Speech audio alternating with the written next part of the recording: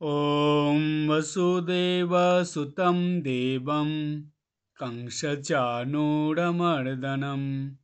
देवकी परमानन्दं কৃষ্ণম বন্দে জগদ্গুরুম। শত সহস্র নামধারী চির আনন্দময় বিরাট পুরুষ হলেন শ্রী বিষ্ণু। পূর্ণ ষোলকলা নিয়ে তিনি শ্রীকৃষ্ণ রূপে আবির্ভূত। বাল্যে গোকুলে তিনি মা যশোদার আদরের দুলাল লালা, নীলমণি, কানাই কতই না নামে পরিচিত। গোপবাসীদের কাছে তিনি আবার কানহা, কৃষ্ণ গোবিন্দ, বনমালী, গোপাল, গদাধর, ননিচোর প্রভৃতি। শ্রীকৃষ্ণের এত নাম ও রূপের মধ্যে গোপাল নামে প্রেম বাৎসল্য রস ও মাহাত্ম্যই আলাদা। নদী যেমন সাগরের দিকে যায়, লোহাকে চুম্বক যেমন টানে, গোপালরূপী কৃষ্ণ তেমনি আপামর নরনারীকে আকর্ষণ করে মুক্তি প্রদান করেন। জগৎ সংসার তার ক্রীড়াক্ষেত্র। খেলিছ এ বিশ্বলয়ে বিরাট শিশু, আন মনে খেলিছ। প্রলয় সৃষ্টি মুক্তি সবই সেই বিরাট শিশু গোপালের পুতুল খেলা। বাংলার অসংখ্য নরনারী নিত্য গোপালের পূজা করেন। নারায়ণ, শ্রীকৃষ্ণ, গোপাল মূলত এক ও অভিন্ন। তাই গোপালকে শ্রদ্ধা ভক্তি বা পূজা করলে তা ভগবান শ্রীকৃষ্ণেরই আরাধনা হয়। তাই এখন আমরা নিত্যদিন গৃহে গোপালের সেবা, পূজা ও সন্ধ্যারতি সহজভাবে এবং কিভাবে পালন করা যায় সে সম্বন্ধে আলোচনার মধ্যে আসব। সবার প্রথমে আমরা গোপালের নিত্য সেবার কথা জেনে নেব। শ্রীকৃষ্ণের বালক রূপই হল গোপাল। তাই বিষ্ণু বা কৃষ্ণ মন্ত্রেই গোপালের পূজা করা হয় বা গোপাল পূজা গ্রহণ করেন। এই ভারতবর্ষের বহু পরিবারে নিত্য সেবা পূজা পান গোপাল। বেশিরভাগ ক্ষেত্রেই তিনি থাকেন সেই পরিবারের সদস্য রূপে, একান্ত আপন হয়ে। বাৎসল্য প্রেমীদের কাছে তিনি সন্তান, আবার কারো কাছে ভাই বা দাদা। গোপাল কিন্তু খুব চঞ্চল ও চপল। তিনি যশোদার আদরের দুলাল। তার সেবার কোনো ত্রুটি হলে ভক্তকে গোপাল ব্যতিব্যস্ত করে তোলে। আবার কখনো ভক্তের তুলসী সহ নিবেদিত জল বাতাসায় পরম তুষ্ট হয়ে যায় গোপাল। এই নিত্যদিন গোপাল সেবার সম্বন্ধে দুটো কথা আপনাদের বলি। প্রথম, গোপালের নিত্য সেবা করার সময় ঠিক বাড়িতে একটি শিশু থাকলে তাকে যেভাবে ভালোবেসে আদর যত্ন করে নিত্য তার সেবা করা হয়, অর্থাৎ নিত্য তার যত্ন করা হয়, ঠিক যেভাবে একটা শিশুকে আদর যত্ন করে সারাদিন কাটানো হয়, ঠিক সেইভাবে গোপালকেও আদর যত্ন করে সেইভাবে তাকে রাখতে হবে। এতেই গোপাল প্রসন্ন হন। গোপালের মনের ভাব এটাই, ঠিক একটা বাচ্চা শিশুর মনের ভাব যেমন তেমন। একটা বাচ্চা শিশু কি চায়, যে তার মা বা যে তাকে ভালোবাসে সে সবসময় তার কাছে থাকুক, তার দিকে খেয়াল রাখুক, তার যত্ন নিক, তাকে আপন করে ভালোবেসে যা কিছু করার সব নিজের হাতে করুক। এইটাই তো বাচ্চা শিশুরা চায়। ঠিক একই জিনিস গোপাল চায়।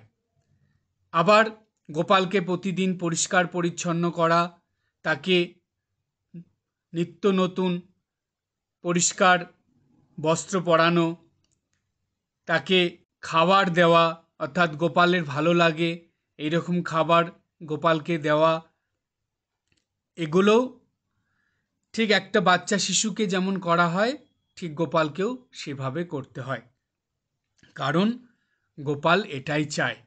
আর যে গোপালের সেবা করবে, গোপাল তাকে বিভিন্নভাবে পরীক্ষা করে, তাকে ব্যতিব্যস্ত করে তোলে, কখনো তার এমন অসুবিধায় ফেলে হয়তো তার চোখ দিয়ে জল এসে যাবে, কিন্তু আবার পরক্ষণেই এমন লীলা করবে যে তার মুখে হাসি ফুটবে। ঠিক যশোদা মার সঙ্গে গোপাল যেমন করত, তার প্রিয় ভক্তদের সঙ্গেও গোপাল ঠিক এরকমই করে। তিনি ভক্ত বৎসল এবং ভক্ত বাঞ্ছা কল্পতরু। তিনি ভক্তদের নিয়েই থাকতে ভালোবাসেন এবং ভক্তদের সঙ্গে বিভিন্ন রকম লীলা করতে ভালোবাসেন। আর সেই সঙ্গে সেই লীলার ছলে ভক্তদের মনের আশা আকাঙ্ক্ষা প্রত্যাশা এগুলো সব তিনি পূরণ করে দেন। তাই গৃহস্থ বাড়িতে নিত্যদিন গোপাল সেবা করলে বা নিত্যদিন একটা শিশুর মতন এত আপন করে আদর যত্ন করে গোপালের সেবা করলে গোপাল খুব প্রসন্ন হয় এবং হাসি খুশি আনন্দিত হয়ে তার সেই ভক্তের সঙ্গে লীলা করেন এবং ভক্তের সকল মনোকামনা পূর্ণ করেন।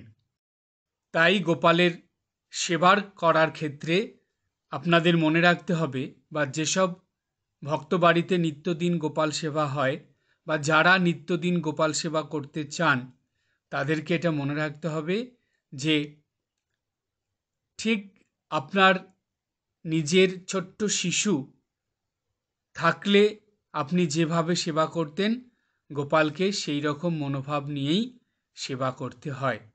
অর্থাৎ নিজের অন্তরের সঙ্গে বা নিজের অন্তরের নিঃস্বার্থ ভালোবাসা দিয়ে গোপালের সেবা করার কথা বারবার বলা আছে আমাদের শাস্ত্রে। আর সেভাবে সেবা করলে তবেই গোপাল সন্তুষ্ট হয়। এই হলো গোপালের নিত্যদিনের সেবার কথা। অর্থাৎ তাকে স্নান করানো, জামা কাপড় পরানো, সময় সময় তার জন্য বিভিন্ন রকম খাবার দেওয়া, তাকে দোলনায় দোলানো, এগুলো সব করতে হয়। এবার আমরা আসব নিত্যদিন গোপালের পূজার কথায়। গোপালের পূজা অন্য সব দেবদেবীদের পূজার মতনই খুবই ভক্তি বিশ্বাস সহকারে গোপালকে পূজা দিতে হয় এবং খুব আপন ভেবে গোপালের কাছে প্রার্থনা করতে হয়। এবার গোপালের পূজাতে কি কি ফুল লাগে, গোপালের পছন্দের ফুল, সেগুলো আমরা জেনে নিই। পদ্ম, করবী, চামেলি, চাপা, যূথিকা, মল্লিকা, কুন্দ, নাগেশ্বর, পলাশ প্রভৃতি ফুল গোপালের খুবই প্রিয়। আর এই সব ফুল দিয়েই গোপালের পূজা করতে হয়, বা বলা যায় এইসব ফুল জোগাড় করে গোপালের পূজা করলে গোপাল খুব প্রসন্ন হয়। আর গোপালকে যখন ফুল দিয়ে সাজানো হয়, তখন তো এইসব ফুল দিয়ে সাজানো হলো, পূজার সময় এইসব ফুলও ব্যবহার করতে হয়, কিন্তু ওই ফুলের সঙ্গে যদি সাদা চন্দন একটু মাখিয়ে দেওয়া হয় তাহলে গোপাল খুবই খুশি হয়, খুব প্রসন্ন হয়। তাই অবশ্যই গোপালকে ফুল দেওয়ার সময় ফুলের সঙ্গে একটু সাদা চন্দন মাখিয়ে দিতে হয়। গোপালের পূজার সময় লাল ফুল, জবা ফুল, রক্তচন্দন, বেলপাতা, বাসি ফুল, পোকায় কাটা ছেঁড়া ও পচা দাগি ফুল, এই ধরনের ফুল একদমই বর্জন করতে হয়। বেলপাতা দিতে নেই। আর গোপালের পূজার সময় তুলসী পাতা দিতে হয়। পঞ্চ উপাচারে বা দশ উপাচারে বা ষোড়শ উপাচারে বিভিন্নভাবে গোপালের পূজা করা যায়, তবে নিত্যদিন যারা গোপালের পূজা করেন তারা পঞ্চ উপচারে, যেটাকে বলা হয় পঞ্চোপচারে পূজা, সেইভাবে গোপালের পূজা করলে গোপাল তাতেই প্রসন্ন এবং সন্তুষ্ট হন। কোনো কোনো পরিবারে গোপালের এই সেবা পূজার মধ্যে রোজ অন্নভোগ দেওয়া হয়। অন্নভোগ বলতে অবশ্যই আতপ চালের ভাত দিতে হয়, মুগ, ছোলা, মটর প্রভৃতি ডাল সেদ্ধ করে নরম করে দিতে হয় এবং বিভিন্ন সবজি নরম করে বা সুসিদ্ধ করে তা দিয়ে গোপালের কাছে ভোগ নিবেদন করতে হয় এবং অবশ্যই সেই ভোগের মধ্যে পরমান্ন, মিষ্টান্ন, বিভিন্ন ধরনের নরম মিষ্টি, ক্ষীর প্রভৃতি দেওয়া হয়। এছাড়া গাওয়া ঘিয়ের রান্না গোপালের বিশেষ প্রিয় এবং গোপালের প্রসন্নতা বর্ধক, অর্থাৎ এতে গোপাল খুব প্রসন্ন হয়ে ওঠে। তবে অনেকেই গোপালের সেবা পূজায় বাড়িতে রোজের তৈরি সাধারণ খাদ্যই সন্তান বা পরিবারের সদস্য জ্ঞানে গোপালের কাছে নিবেদন করে। তাদেরকে এটা বলার যে গোপালকে সবার আগে রান্না করার পর সবার আগে গোপালকে দেবেন এবং সেটা অবশ্যই নরম খাবার দেবেন। আপনি যাই দিচ্ছেন গোপালের কাছে সেই খাবারগুলো যাতে নরম হয় এবং তেল, মশলা, ঝাল এগুলো যাতে সেই খাবারের মধ্যে না থাকে সেই রকম খাবার গোপালের কাছে দিতে হয়। একটু মিষ্টি মিষ্টি ধরনের খাবার হবে এবং নরম সুসেদ্ধ খাবার হবে, সেটাই গোপালের খুবই প্রিয়। এছাড়াও গোপালকে অন্নভোগ না দিয়ে খিচুড়ি, নরম করে খিচুড়ি করে দেওয়া এবং সেই সঙ্গে নানা রকম মিষ্টি দিয়ে, পায়েস দিয়ে গোপালকেও ভোগ দেওয়া যায়। বিভিন্ন রকম নরম ফল গোপালের ভোগে দেওয়া যায়। গোপালকে ভোগ দেওয়ার সময় বা গোপালের পূজার সময় যে গোপালকে খাবার দেওয়া হয়, যে ভোগ নিবেদন করা হয়, সেই সময় এই কথা মাথায় রাখতে হবে বা মনে রাখতে হবে যে গোপালকে যেটাই দেওয়া হোক না কেন সেটা যাতে নরম হয় এবং একটু মিষ্টি হয়। এই ধরনের খাবার গোপাল পছন্দ করে এবং এই ধরনের খাবার খেয়ে প্রসন্ন হয়ে ওঠে। আমরা গোপালের নিত্য সেবা এবং পূজা, ভোগ নিবেদন এই সম্বন্ধে জেনে নিলাম। এখন আমরা নিত্যদিন গোপালের আরতি অর্থাৎ সন্ধ্যা আরতি সম্বন্ধে জেনে নেব। অন্যান্য দেবদেবীদের মতনই সন্ধ্যাবেলায় গোপালেরও আরতি করার নিয়ম আছে। নিত্যদিন গোপালের আরতি করলে গোপাল খুবই প্রসন্ন হয়ে ওঠে এবং গোপালের প্রসন্নতায় সেই ভক্তদের মন এবং তার সঙ্গে বলা যায় ভক্তদের হৃদয় প্রসন্নতায় ভরে ওঠে বা সর্বদা প্রসন্নতায় ভরে থাকে। এই যে গোপালের নিত্যদিনের যে সন্ধ্যা আরতি, এই আরতিটা যে নিয়ম, সেই নিয়ম মেনেই কিন্তু সমস্ত দেবদেবীর আরতি হয়। আজ একটা নতুন জিনিস আপনাদেরকে বলি। গোপালের আরতি সেটা হলো পঞ্চ উপাচারে আরতি। এই আরতির ধারাটা বা ভাবটা কোথার থেকে এসেছে, কিভাবে এসেছে, কিভাবে এই আরতি শুরু হলো, এই গোপালের আরতির এই ভাবধারা নিয়েই ধীরে ধীরে সমস্ত দেবদেবীর আরতির এই পদ্ধতি শুরু হয়েছে। সেটা কি, সেটা এখন আমরা একটু জেনে নিই। বৈষ্ণব মতে সন্ধ্যা আরতির একটি সুন্দর তাৎপর্য আছে। যশোদা নন্দন গোপাল গোষ্ঠে রেণু চড়াতে গেছে সেই প্রাতঃকালে, অর্থাৎ সকালবেলা। সন্ধ্যা হয়ে গেছে, গোধূলি লগ্ন, গোপাল এখনো ফেরেনি।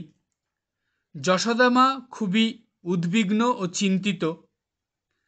যশোদা মা উৎকণ্ঠিত নয়নে চেয়ে আছেন রাস্তার দিকে, অর্থাৎ পথপানে।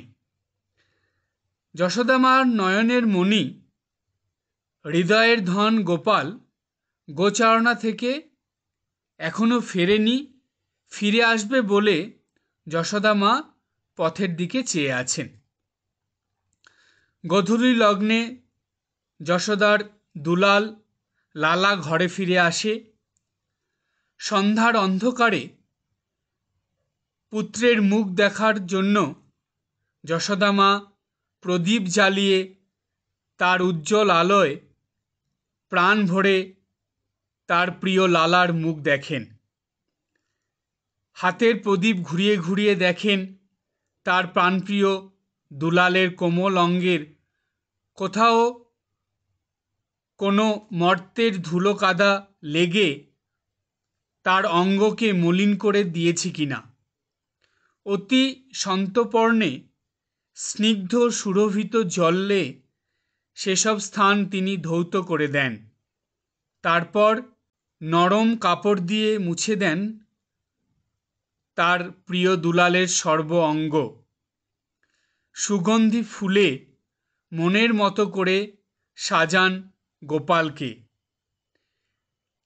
এইভাবে সাজিয়ে এক মনে নিরীক্ষণ করতে থাকেন মা যশোদা তার নয়নের মণিকে। নিরীক্ষণকালে মা যশোদা চামর দুলিয়ে ক্লান্তি দূর করেন প্রিয় পুত্রের। সহসা নিজ সন্তানের মধ্যে জগৎকারণ শ্রী ভগবানের অস্তিত্ব অনুভব করে ভক্তি শ্রদ্ধা ভয় বিহল চিত্তে যশোদা মা ষষ্ঠাঙ্গ প্রণতি জানান তার গোপালের শ্রীপদে।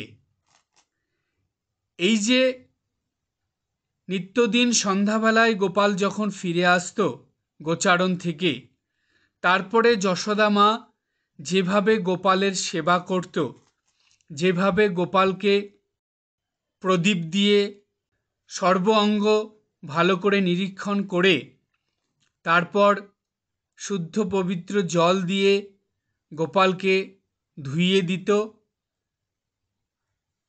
তারপরে নরম কাপড় দিয়ে গোপালের সর্ব অঙ্গ মুছে দিত, এরপর সুগন্ধি ফুল দিয়ে গোপালকে সাজিয়ে দিত এবং তারপরে চামর দুলিয়ে গোপালকে হাওয়া করত। আর মায়ের এই রকম সেবা দেখে, এই রকম আদর যত্ন ভালোবাসা দেখে গোপাল ভাববিহ্বল হয়ে পড়ত এবং তখনই তার মধ্যে তার প্রকৃত স্বরূপ জেগে উঠত। আর যশোদা মা সেই স্বরূপ দেখে তখন তার সন্তান যে গোপাল সেটা ভুলে গিয়ে স্বয়ং ভগবানকে দেখতে পেত এবং গোপালের চরণে তিনি ষষ্ঠাঙ্গ প্রণতি জানাত। ঠিক দেখুন, দৈনন্দিন যে সন্ধ্যা আরতি হয় পঞ্চ উপাচারে, এই পঞ্চ উপাচার কী কী? সবার প্রথমে পঞ্চপ্রদীপ প্রথম উপাচার, দ্বিতীয় উপাচার হলো শঙ্খের জল, তৃতীয় উপাচার হলো নরম বস্ত্র বা কাপড়ের টুকরো, চতুর্থ উপাচার হলো খুব সুন্দর একটি প্রস্ফুটিত ফুল এবং পঞ্চম উপাচার হলো চামর। এই পঞ্চ উপাচারে নিত্যদিন সব মন্দিরে আশ্রমে দেবদেবীদের সন্ধ্যা আরতি করা হয়। ঠিক এইভাবেই গৃহস্থ বাড়িতে নিত্যদিন গোপালের সন্ধ্যা আরতি করার নিয়ম রয়। কারণ এইভাবে সন্ধ্যা আরতি করলেই গোপাল খুবই প্রসন্ন হয়ে ওঠে, হাসি খুশি আনন্দে মেতে ওঠে এবং গোপালের প্রসন্নতায় হাসি খুশি আনন্দের ফলে সেই ভাব গোপালকে যারা সেবা করে সেই বাড়ির সবার মনের ভিতরে সেটা প্রবেশ করে এবং গোপাল শুধু যে সেবা করে তার প্রতি নয়, সেই গৃহস্থ বাড়ির সবার প্রতি সন্তুষ্ট হয়ে আশীর্বাদ এবং কৃপা করে এবং গোপালের আশীর্বাদ ও কৃপার ফলে সেই পরিবারের, সেই গৃহের সকল সদস্যের দিনের পর দিন ক্রমাগত উন্নতি হয়, ভালো হয় এবং সব কিছু শুভ হয়। তাদের মনের সকল আশা আকাঙ্ক্ষা পূর্ণ হয়, সকল প্রত্যাশা কামনা প্রত্যাশা পূর্ণ হয় এবং তাদের জীবনে সাংসারিক পারিবারিক সমস্যা, অশান্তি, ঝামেলা, মনোমালিন্য, হিংসা বিদ্বেষ এগুলো আস্তে আস্তে দূরীভূত হয়ে হাসি খুশি আনন্দে সেই সংসার পরিবার মেতে ওঠে, সবাই হাসি খুশি আনন্দে থাকে। আর এর মূলে হলো এই গোপালের নিত্য সেবা, পূজা ও সন্ধ্যা আরতি।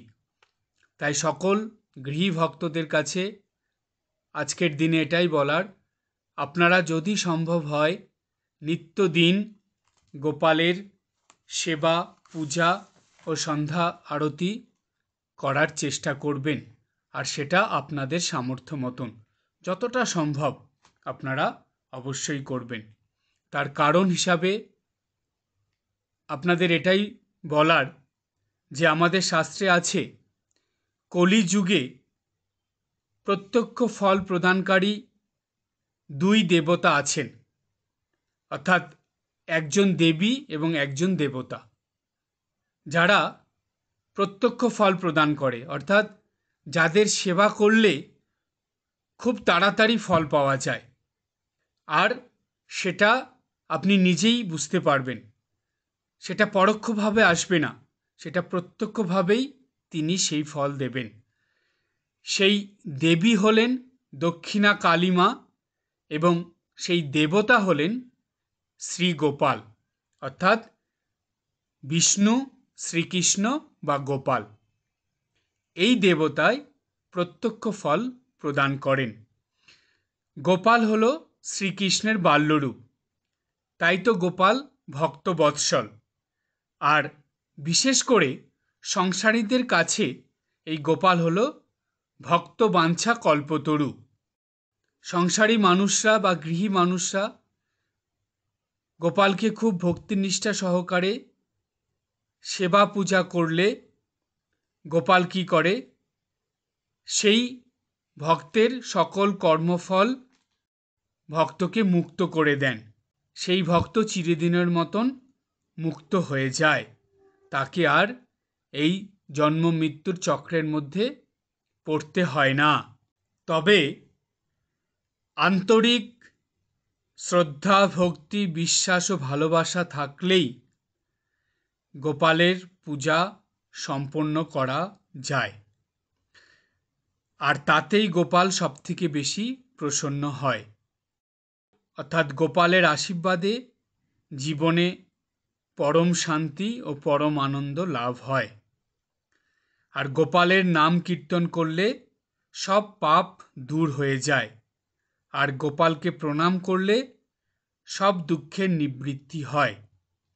তাই বলা হয়, নাম সংকীর্তনম যস্য সর্ব পাপ প্রণাশনম প্রণম দুঃখ সমনন্তং নমামি হরি পরম।